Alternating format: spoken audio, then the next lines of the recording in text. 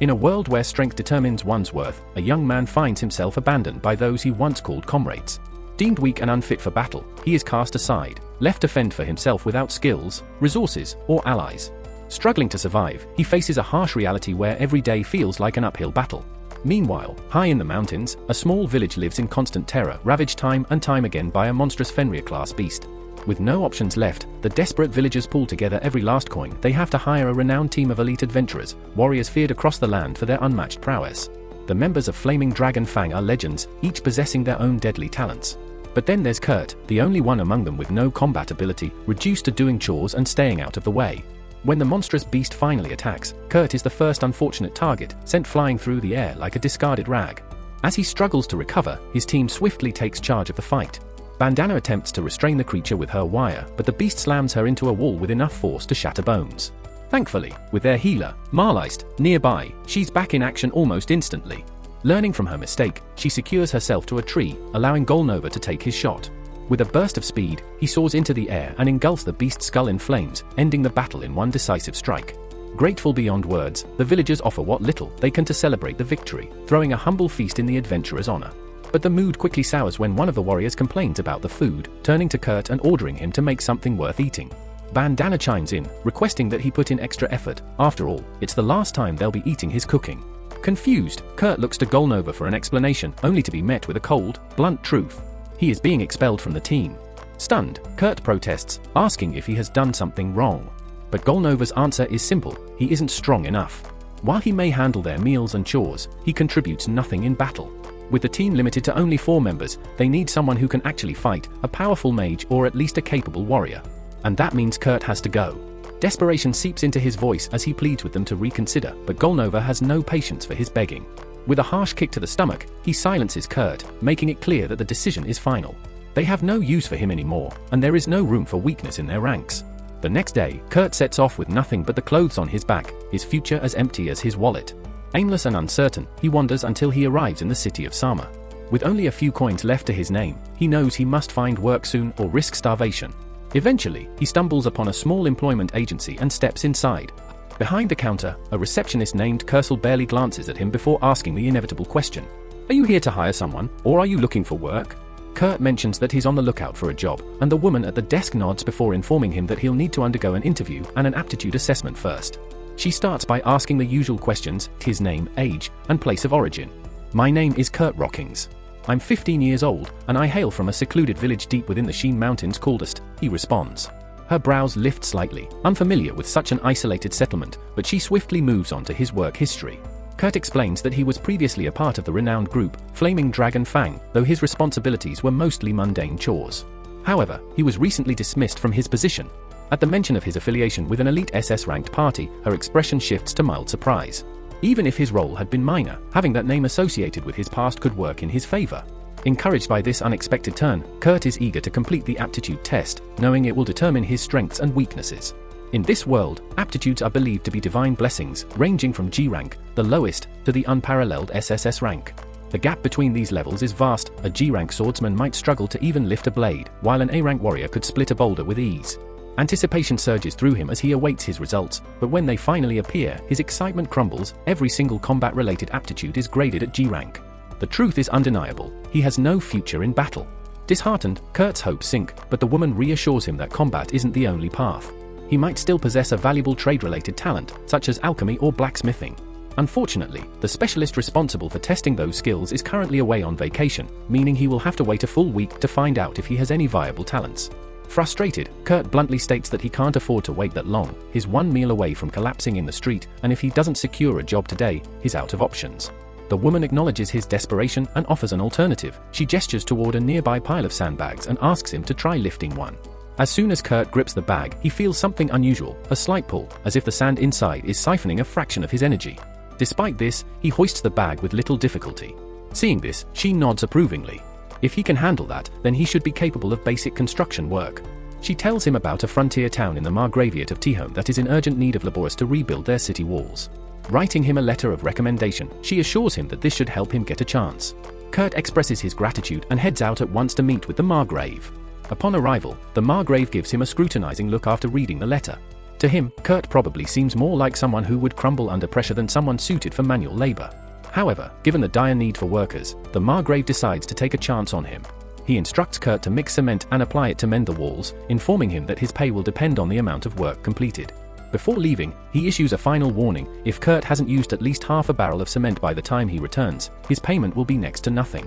Kurt considers asking a question. No one mentioned that mana is required to make the cement adhere properly, but he ultimately keeps his thoughts to himself. Maybe it's common sense, and he just sounds clueless, but something about this job seems off. The quota is barely half a barrel, way too easy, in his opinion. So, he decides to make the most of it before the guy returns. By the time the overseer comes back, his expression is one of pure shock. Not only has Kurt hit the target, but he's also blown past it, finishing an entire section of the wall. Kurt even apologizes, saying he could have done more if he hadn't run out of cement. The overseer just stares, struggling to process what he's seeing. He narrows his eyes at the top of the wall and asks how Kurt managed to repair that part, too. Grinning, Kurt casually explains that he tossed the cement up and spread it around with a stick. Normally, someone like the overseer would call that a blatant lie. Finishing so much in so little time should be impossible. But the proof is right there. The man swallows his skepticism and acknowledges the reality before him. He then asks how long Kurt plans to stay, and Kurt replies that he only needs the job for a week. Surprisingly, this puts the overseer in a good mood. He tells Kurt he's already done more than enough for the day and can leave early. However, there's a slight issue: he doesn't have enough money on hand to pay Kurt properly. Instead, he hands over a small pouch of coins, promising to send the rest through the agency later. Kurt's eyes widen. Even that small pouch holds more than he ever earned while slaving away for the so-called hero party. For the next few days, Kurt keeps showing up, working hard, repairing section after section of the wall. Then, out of nowhere, the overseer informs him that his services are no longer required. Confused, Kurt asks why. The man explains that the entire project was meant to provide jobs for those in need, but Kurt is just too damn efficient. If he keeps working, there won't be any jobs left for others. The overseer isn't upset; if anything, he's impressed. He even praises Kurt, saying his skills are at least double S rank, maybe even higher. Honestly, he believes Kurt would be better off in the royal capital, not wasting his talents here. As a parting gift, he hands Kurt a generous payout for ending the contract early before walking away without another word. But Kurt, being Kurt, completely misinterprets the situation. He assumes he got fired because he wasn't good enough, and that thought stings more than he'd like to admit. Feeling dejected all over again, he heads back to the temp agency to tell his mother the bad news. Unfortunately, the evaluation for his trade skills is still a few days away. Just then, a commotion erupts at the front desk. A girl is in a heated argument with the receptionist, trying to post a recruitment ad. The receptionist, clearly frustrated, tells her that no sane person would accept the kind of terrible conditions she's offering. But the girl refuses to back down, insisting that the agency should at least try to find someone. Her persistence starts drawing attention. Curious, Kurt walks over to see what's going on. His co-worker quickly explains the situation. The girl wants to hire a miner to dig through an unexplored mountain, but refuses to offer any upfront payment. She'll only pay if the excavation is successful. Kershaw doesn't bother to hide her skepticism. No sane person would accept such an offer. She advises the young woman to seek investors instead, arguing it would be a better solution to develop the mine. However, the girl dismisses the idea outright, explaining that if she doesn't pay off the overdue taxes by the end of the week, the mine will be seized. That's when Kurt speaks up, claiming he's just reckless enough to take on the job. He adds that he's no stranger to mining work, having helped excavate back in his village. Kershaw hesitates, questioning if he's truly prepared for this, especially since the contract offered means there's a strong possibility he won't get paid. Before Kurt can answer, the girl interjects. She admits she originally hoped to hire a robust dwarf, not a lanky boy who looks like he'd collapse from lifting a shovel. Still, hiring a dwarf requires at least 10 silver upfront of money she doesn't have. With no better option, she begrudgingly accepts Kurt's help. As they leave, Kershaw watches from her desk, uneasy about the whole situation. The job seems like a disaster waiting to happen, and she doubts Kurt understands what he's getting into. A small part of her even thinks he'd earn more working at a love hotel. She briefly daydreams about spending a night with him and muses that she'd happily pay for that experience. Before she can get too lost in thought, her co-worker interrupts. There's been a payment transfer. It's for Kurt's previous job, fortifying the Margrave's walls. Expecting something modest, perhaps 50 silver, she's stunned to see the amount, 200 gold. She stares at the check in disbelief and is so shocked she nearly stumbles over the sandbags stacked beside her chair. Her co-worker quickly cautions her to be careful, reminding her that those particular sandbags aren't ordinary. They measure mana reserves, growing heavier for those with substantial magic power. Most people barely react to them, so Kershaw lifts them with ease. But she suddenly recalls seeing Kurt struggle with them a few days prior, and it makes her wonder, is he really just a wandering worker? Meanwhile, Kurt and Ueshia trek through the forest toward her campsite. Upon arrival, Kurt tenses up, noticing only a single tent. Yuashia reassures him that it's spacious enough for them both, but Kurt hesitates, admitting he wouldn't be able to sleep next to a beautiful woman like her. At first, Yuashia assumes he's teasing, but when she glances at him, she realizes he's completely serious. Momentarily speechless, she silently hands him a boiled potato for dinner. It's a humble meal, just a simple potato, but the act of someone cooking for him after so long fills Kurt with gratitude. He's even more appreciative that Yuashia sits beside him as they eat. Back in his old party, Golova and the others never even allowed him to share the same dining space with them. That night, Kurt and Yuashia settle in for the night, but Kurt finds himself unable to sleep. Yuashia is lying beside him dressed only in her underwear, making it impossible for him to relax. Realizing he won't be able to rest, he grabs his things and quietly heads outside to sleep under the stars. As soon as he leaves, Yuashia, who had only been pretending to sleep, slowly opens her eyes. She had deliberately worn so little to see if Kurt would try anything while she slept. Now, she feels relieved, he's proven himself to be trustworthy. The next morning, Yuashia steps out of the tent and spots Kurt sleeping by a tree. A small pang of guilt hits her for forcing him to sleep outside, but then she notices something: her jacket has been mended. When Kurt wakes up, she immediately asks if he was the one who repaired it. He nods. She examines the stitches, surprised by how neatly they were done. She never expected him to have sewing skills, and it makes her wonder if mining is really the right path for him. But they've already committed, so there's no turning back now. Kurt then asks if she's chosen a spot to start digging, but Yuashia admits she was just going to pick a place at random and hope for the best. He tells her that method won't work and offers to show her a better approach. Leading her to a rocky section of the mountain, he carefully studies the terrain. Within minutes, he finds a stone embedded with gems. Yuashia watches in shock, she never expected him to find something so quickly. Yet, he doesn't stop. In less than 10 minutes, he's uncovered every gemstone in the area. As she stares at the precious stones, her mind races. If she sold all of them, she could clear her debt instantly. But before she can celebrate, Kurt stops her. At first, she assumes he's claiming the gems for himself, but that's not it.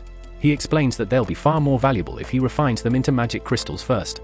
She comments that it's an impressive idea, but mentions that only 10 mags in the entire kingdom are capable of such a feat. However, before she can even finish her sentence, Kurt already holds a completed crystal in his hand. Yuashia is left speechless, struggling to comprehend how he not only created a magic crystal but did so instantly, something that would normally take even the most skilled mags at least an hour. Once Kurt has finished refining all the raw gems into brilliant crystals, he finally allows Yuashia to take them to market. She heads to the city while Kurt remains behind in the mountains, tending to unfinished tasks. At the city's customs office, she confidently announces her intent to sell magic crystals, but their incredible quality immediately raises suspicion. The agent questions their origin, and knowing he won't believe her if she claims a random person made them, she flashes her royal family emblem to silence him. It's a bit of a bluff, she hasn't been affiliated with the royal family in some time, and they never reclaimed the emblem, but it works, granting her access to the teleportation circle leading to the capital. Upon arrival, she visits an old friend, Mimiko, who owns a shop. Yuashia presents the magic crystals for sale, and at first, Mimiko doesn't notice anything unusual. But upon closer inspection, she realizes they contain 10 times the usual mana, valuing them at 10 gold apiece.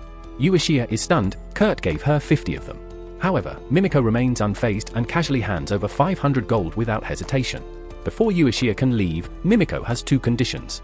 First, she insists that any future sales of these high-quality crystals be exclusive to her shop, as their sheer potency makes them too valuable to be widely distributed. Second, she wants to know the identity of the person who created them. Yuashia readily agrees to the first request but hesitates on revealing the source, stating she needs permission first. Mimiko, who also holds a position as a court maid for the royal family, isn't pleased.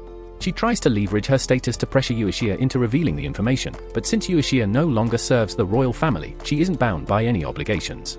Realizing force won't work, Mimiko switches tactics and makes an offer. If the mage behind these crystals agrees to join the royal family's service, he will be granted the rank of count and full access to the royal research facility. With that, Yuashia leaves Mimiko's shop, gold in hand.